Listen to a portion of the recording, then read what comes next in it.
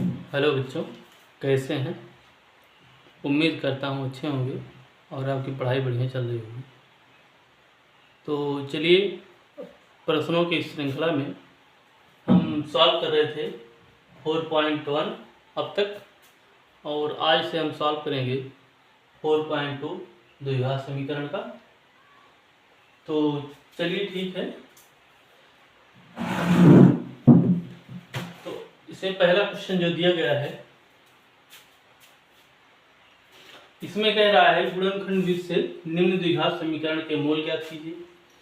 ठीक है, तो मूल चलिए ज्ञात करते हैं। कैसे मूल ज्ञात करेंगे।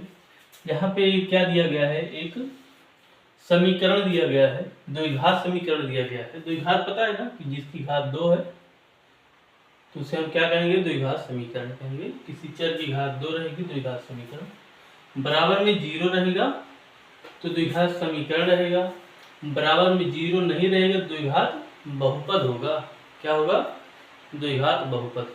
द्विघात बहुपद और द्विघात समीकरण में इतना अंतर है कि द्विघात बहुपद में 0 बराबर 0 नहीं रहता और द्विघात समीकरण में 0 रहता है। ठीक, चलिए जब इसे हल करते हैं, सबसे पहले लिखेंगे हल। तो जब इसको हल करते हैं तो इसको कैसे हल करते हैं बच्चे।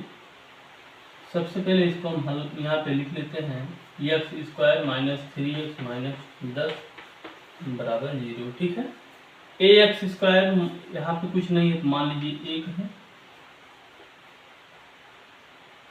bx² प्लस bx² होता है तो -3 है, b के स्थान पर -3 है, प्लस c होता है तो -10 है। ठीक है, तो इस तरह से आपको a b c के रूप में दिख रहा है। तो इसे कैसे सॉल्व करेंगे, यहाँ का जो a होता है और यहाँ का जो c होता है, दोनों का आपस में क्या करते हैं, गुणा कर लेते हैं। 1 × 10 बराबर में क्या होगा, 10 होगा। ठीक है, ठीक समझते चलिएगा, बेसिक सी बातें हैं। क्या कर लेते हैं, गुणा कर लेते हैं। क्या आ गया, 10 आ गया। ठीक है, यहाँ पे सिंबल देखते हैं, यहाँ पे है क्या, माइनस है। ठीक है, और यहाँ पे क्या है, 3x। ठीक है,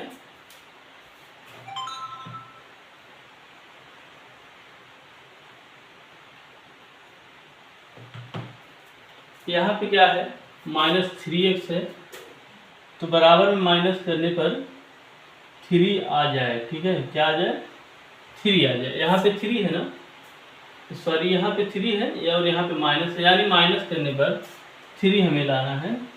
तो इस तरह से हमें दो संख्याएं चाहिए, एक 10 एक 3।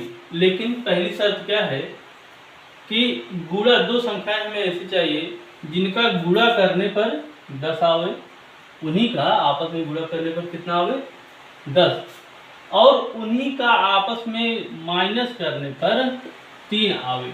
ठीक है, तो माइनस हमने इसीलिए लगाया क्योंकि हमें वही दो संख्याएं चाहिए जिसका आपस में गुणा करें 10 आ जाए और आपस में घटावें तो 3 आवे। ठीक है, तो चलिए देखते हैं 10 का क्या गुणनखंड होता है। तो 10 का गुणनखंड होता है 2 पंजे 10 और 5 एकम 5। ठीक है, 5 मिला 2 मिला तो 5 दूना होता है 10। ठीक है, कितना होता है, 10 होता है। यानी इसका जो बन रहा है फैक्टर 5 × 2 बन रहा है, क्योंकि 5 दूना 10 होता है। और यहाँ पे फैक्टर बन रहा है 5 - 2, क्योंकि 5 में से 2 गया 3 आ जाएगा।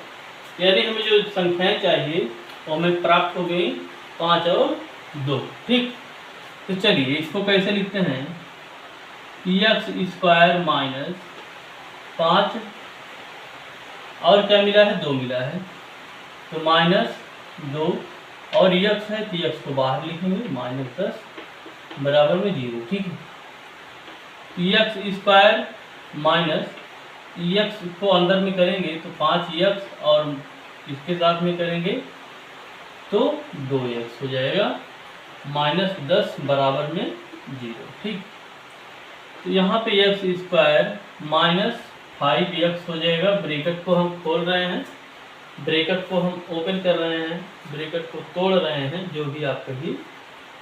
तो इस देखिए ये माइनस है तो हमने माइनस लगाया, ये 5x है तो 5x, ये माइनस का अंदर में मल्टीप्लाई करेंगे तो माइनस का मल्टीप्लाई माइनस में होता है प्लस। 2x है तो 2x को ऐसे लिखेंगे, -10 है बराबर 0, ठीक है, ऐसे लिखेंगे।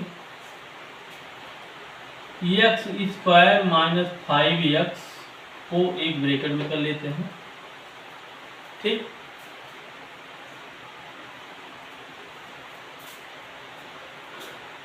प्लस में 2x और -10 को एक ब्रैकेट में कर लेते हैं, बराबर में क्या है 0, ठीक है।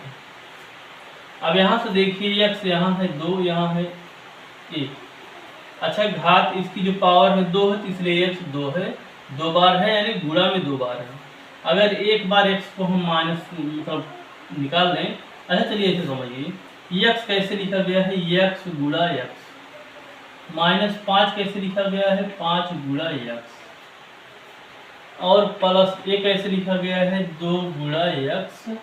और -10 कैसे लिखा गया है, 2 गुणा 5, बराबर में है 0। अब कॉमन लेने का मतलब जो दोनों में हो ना, कॉमन क्या होता है, जो दोनों में होता है। तो यहाँ देखिए x यहाँ है, x यहाँ है, तो x कॉमन ले लीजिए, क्या बचा, एक x बचा, -5 बचा, ठीक है। प्लस में यहाँ पे देखिए 2 यहाँ है, 2 यहाँ है, यानी 2 कॉमन हो जाएगा। x यहाँ 1 है और यहाँ x है ही नहीं है, तो x कॉमन होगा नहीं, तो यहाँ से 2 निकला, यहाँ से भी 2 निकला, तो -5 बचा कि नहीं, बराबर 0, ठीक है, बराबर में क्या हो गया 0। अब देख रहे होंगे जो x -5 है, x -5 है, दोनों में आया है, इसका मतलब हमने सवाल को सही लगाया है। जो दोनों में है इसको एक बार लिख लेते हैं, ठीक है, और जो बाहर बाहर है इसको एक बार लिख लेते हैं, x + 2 बराबर में क्या है 0, ठीक बच्चे। तो यहाँ पे अब हमें क्या निकालना था, मोल निकालना था। तो हमें मूल निकालना था, तो मूल कैसे निकालेंगे, अतः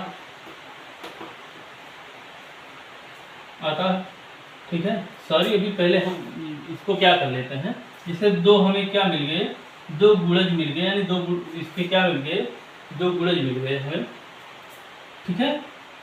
तो ये आपस में मल्टीप्लाई में है, तो देखिए दोनों का गुणा में क्या है, बराबर 0 है। चाहे पहले एक एक को लेते हैं, हम यहाँ पे लिखेंगे यदि x -5, पहले वाले लेते हैं, यदि x -5 बराबर 0, तो x बराबर इधर माइनस में है, इधर हो जाएगा प्लस में, ठीक है। x का एक मान ये आ गया, ठीक है। और इसको लेते हैं, यहाँ पे क्या लिखते हैं, यदि x + 2 बराबर 0, तो x बराबर -2 हो जाएगा, क्योंकि इधर प्लस में इधर हो जाएगा माइनस, ठीक है। तो x के 2 मान आए हैं, यही x के मूल हैं। क्या लिखेंगे, अतः